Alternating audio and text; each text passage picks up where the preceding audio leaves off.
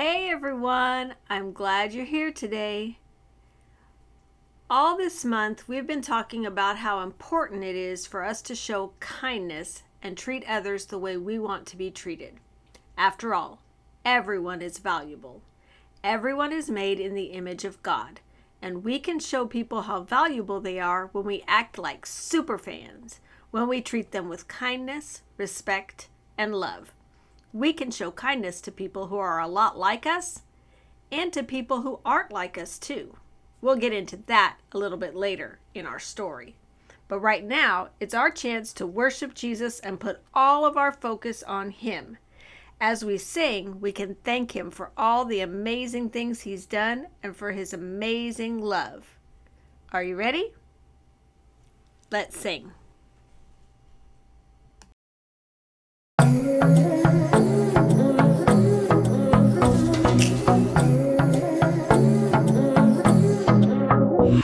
Got a rhythm in my heart and in my soul. Got a reason for this joy I can't control. I wanna sing, I wanna dance, and give everyone a chance to hear about this endless love I know. Oh, what you give to me is not for me to keep. It's for the world to see your love.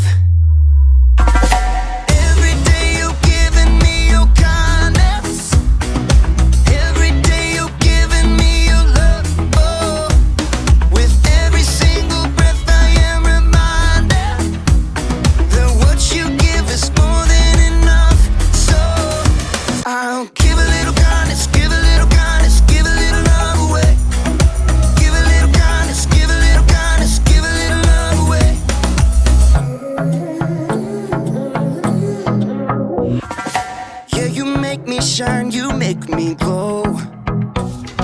You pick me up when I am feeling low. I wanna sing, I wanna dance, and give everyone a chance to hear about this endless love I know. Oh, what you give to me is not for me to keep. It's for the world to see your love.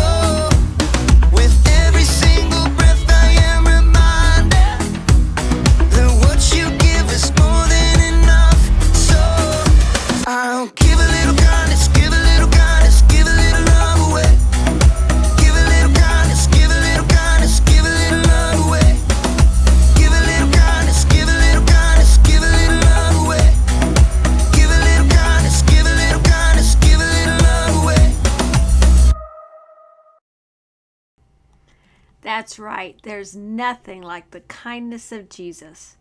Our memory verse for this month is Colossians 3:12. If you know it, say it with me. You are God's chosen people. You are holy and dearly loved. So put on tender mercy and kindness as if they were your clothes.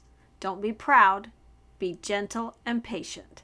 Colossians 3:12. Think about that. We have to put kindness on every day, just like the clothes we wear. And we can do it with God's help.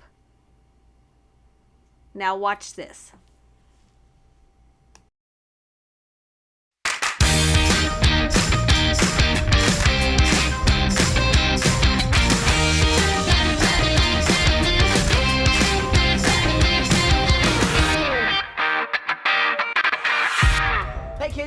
I'm Lawson, and I'm here to tell you today that kind is cool. Oh, Lawson. Not kind, interrupt Mom, and definitely not cool.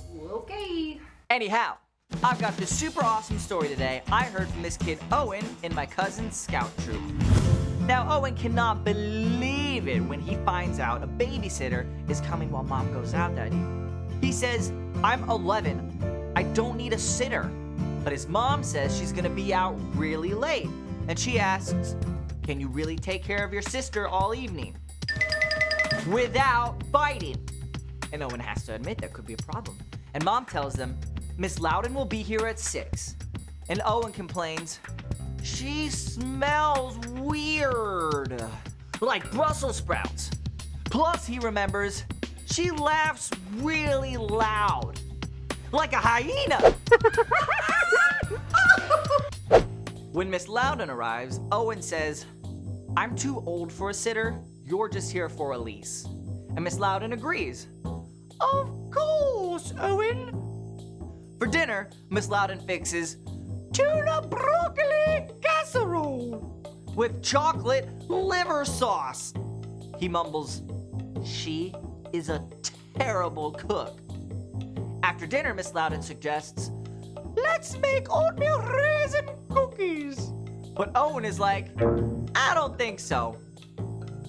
And then Miss Loudon offers to read aloud her favorite book, Little House on the Prairie. And Owen shakes his head, no thanks. And then he stalks out. Owen decides he's gonna hide in his room for the rest of the night. But then, he can hear her reading all the voices to Elise. And then he realizes she's just trying to be nice. So Owen heads back downstairs and he says, I thought you could use this while you read. And then he suggests that maybe they could make oatmeal cookies, but with chocolate chips. And they add M&Ms too, plus gummy bears and sprinkles and fruity pebbles. So kids, always remember that a weird laugh is better than no laugh. And don't forget that kindness is showing others they are valuable by how you treat them. Hey Mom, you want a cookie? Oh, that's really nice, Lawson. But I think you should take a look at your shirt. Your kind is cool, so what? Look again, bud. Kid is cool. Oh, thanks. Okay, all right. I gotta go find a Sharpie real quick. I'll be right back. See you guys next time. Bye. Ow. You just gotta love that Lawson. Well, we've been talking about kindness all month, and I know that you've come up with some great ways that you can show kindness to others. It's really important to God that we choose to be kind, and not just to the people who you might expect. We know that's true because of a story that Jesus once told. Watch this. The Bible. It's 66 books of history, stories, letters, and poetry that fit together to form God's one big story. The epic adventure of how He created us and loves us so much that He made a way to rescue us. As we travel through the Bible, from Genesis to Revelation, we discover people who met God and found their lives changed forever. Now, for an amazing story, inspired by the book of Luke, chapter 10, verses 25 through 37. Everywhere Jesus went, crowds of people followed. His popularity made the religious leaders kind of nervous, how he turned their expectations upside down. What is he up to anyway? So they began to look for ways to trip him up. One day, a law expert saw his chance to test Jesus. Teacher, what must I do to inherit eternal life? Jesus turned the question right back on the law expert. What is written in the law? How do you read it? Love the Lord your God with all your heart and with all your soul and with all your strength and with all your mind. And love your neighbor as yourself. You have answered correctly. Do this and you will live. But the law expert wanted to discover the very least he could do to obey the law, so he got tricky. Ah, Yes, but really, who is my neighbor? Jesus looked directly at the law expert and he saw what was in his heart. So Jesus began a story. A man was going down from Jerusalem to Jericho. Now, if Jesus were to tell this story today, it might go something like this. There's a man that we'll call Ben, who needed to travel from Jerusalem to Jericho. It was a lonely, rugged road, but he was well prepared. Got my water skin, got my quail jerky. Got my snake repellent. Got my large number of clinking gold coins. Stick 'em up! Uh-oh, forgot my mace. A band of robbers attacked Ben. They took everything, leaving him half dead by the side of the road. Help! Please! Help me! There was no one to hear. The sun beat down. Shadows shifted as the day wore on. At last, he heard footsteps. Through shimmering heat, he could barely see a man in khakis and a blue button-down shirt. In the beginning, let me Google the Greek word for beginning. That'll make me sound more intelligent. The man was a preacher working on his Sunday sermon. Help me! The preacher spotted Ben lying there in the dust, but he immediately looked down at his phone, pretending not to see. Instead, he crossed to the other side of the street, putting as much space between him and Ben as possible. Please! But the preacher was gone.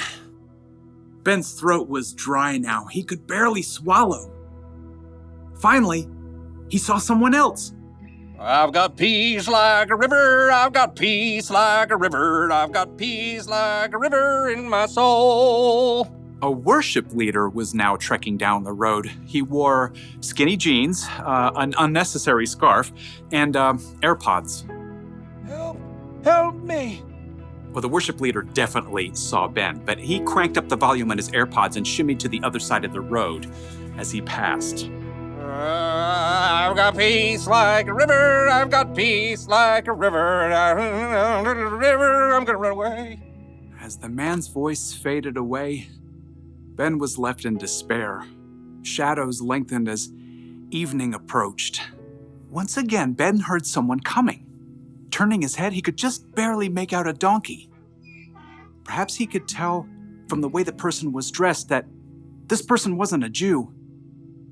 He was a Samaritan. Oh no. Jews and Samaritans were enemies. Even though the two groups were related, there was a history of bitter conflict between them, and the Samaritans worshiped God in a different way than the Jews did. Long story short, a Samaritan would have been the last person Ben would have wished to find him. What's that by the road? Instead of ignoring Ben, though, the Samaritan man slowed down and got off his donkey. Oh no, who did this? The Samaritan quickly rummaged for supplies in his bag. Here, have some water. Those are nasty gashes. I've got oil and wine to clean them out. The Samaritan bandaged Ben's wounds and hefted him onto his own donkey. Steady, steady. Hey, wrap your arms around his neck, like this. By the time darkness fell, the Samaritan brought Ben to an inn where the injured man could recover. Thank you. Thank you. In the morning, the Samaritan gave the innkeeper some money.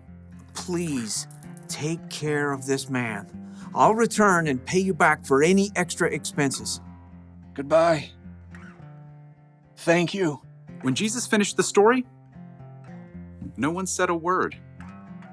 He looked directly at the law expert. Which of these three do you think was a neighbor to the man who fell into the hands of robbers? The law expert fidgeted. To admit that the Samaritan had acted as a true neighbor was to say that everyone is a neighbor, no matter how different they may be. I suppose, in this case, one would have to say the man who had mercy on him. Go and do likewise. Jesus' story was clear. Love your neighbor as yourself isn't limited to just the people in your neighborhood. Your neighbor means anyone who needs you to show them God's love.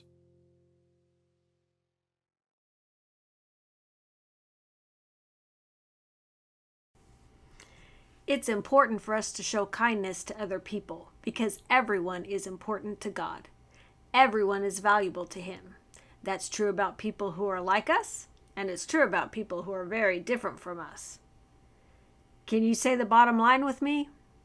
Be kind to people who are different from you. Look at the way Jesus lived and see how He showed kindness to everyone. He hung out with people who others had forgotten, people who were sick, people who had done wrong things in the past. Jesus even made a Samaritan the hero in the story we heard Him tell today, someone that most Jewish people would have seen as an enemy. And when Jesus died on the cross, He did it for everyone.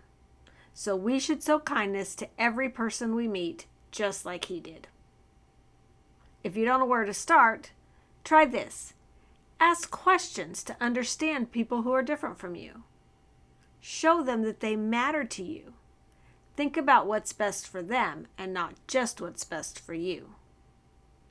Okay? Now don't forget to visit our webpage to get your activity pages and your God times for the week. And we'll see you again next week. Bye.